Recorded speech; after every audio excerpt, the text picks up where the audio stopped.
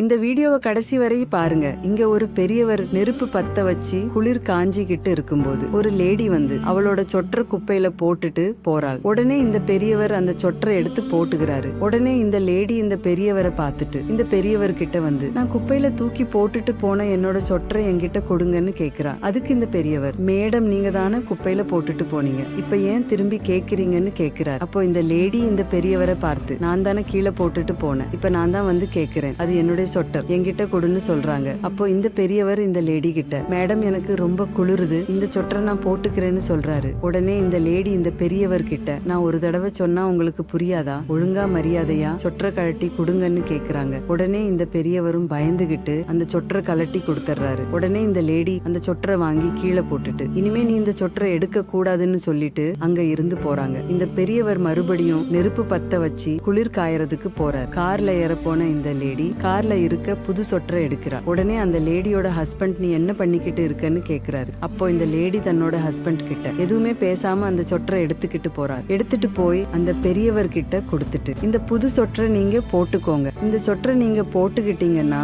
உங்களுக்கு குளிவுராதுன்னு சொல்றாங்க. அப்போ இந்த லேடியோட ஹஸ்பண்ட் கார்ல இருந்து இறங்கி வந்து அந்த பெரியவர் கிட்ட இருந்து சொட்டரை புடுங்குறாரு. இந்த சொட்டர் எவ்வளவு தெரியுமா பெரியவரே, 5000 ரூபாய். இது என்னுடைய அப்பா எனக்கு ஆசையா வாங்கி கொடுத்தாரு. அத போய் இந்த பிச்சைக்காரனிடம் கொடுக்கிற உனக்கு அறிவில்லையான்னு தன்னோட மனைவிய திட்டுகிறார். இதுக்கு அப்புறம் தாங்க பெரிய ட்விஸ்டே நடக்குது. இதுக்கு அப்புறம் என்ன நடந்ததுன்னு பாக்குறதுக்கு முன்னாடி உங்களுக்கு காசு பணத்தை விட உங்க அம்மாவை தான் ரொம்ப பிடிக்கும்னா இந்த வீடியோவுக்கு ஒரு லைக் போட்டு கமெண்ட்ல ஐ லவ் யூ அம்மான்னு கமெண்ட் பண்ணுங்க. உடனே இந்த லேடி கார்ல ஏறின தன்னுடைய ஹஸ்பண்ட் கிட்ட, உங்களுக்கு என்ன ஆச்சு, ஏன் இப்படி நடந்துக்கிறீங்க, அந்த பெரியவரை பாருங்க குளிர்ல நடுங்கிக்கிட்டு இருக்காரு, அவருக்கு உதவி செய்யறதால நம்ம ஒன்னும் குறைஞ்சிட மாட்டோம். 5000 ரூபாய் நம்மளுக்கு ஒன்னும் பெரிய பணம் கிடையாது. ஏழைகளுக்கு உதவி செய்யறது கடவுளுக்கே உதவி செய்யற மாதிரி. இப்ப நம்ம நல்ல நிலைமையில பணக்காரங்களா இருக்கிறதுக்கு காரணம் அந்த கடவுள் தான் சொல்றாங்க. உடனே இவரு, என்ன மன்னிச்சிடு, நான் தெரியாம பேசிட்டேன், அந்த பெரியவர் கிட்ட